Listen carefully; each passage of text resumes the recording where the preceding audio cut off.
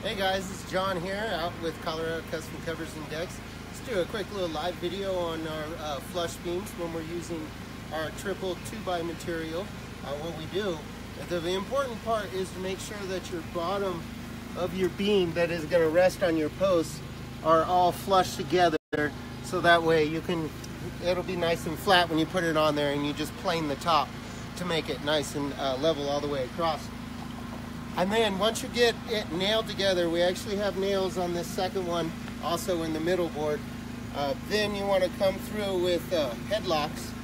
We like to use the actual headlocks. Now, since we're using 3 2x material, we have 4.5 width, so we're using our 4.5 inch headlocks so they don't stick through. As you notice, once the head goes flush on there, it's going to be pretty much right with it. And you just have to alternate up and down.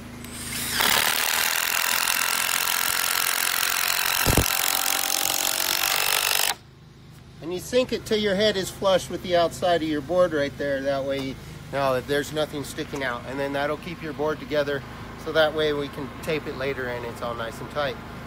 Thanks a lot, guys, for watching this video, and catch you later.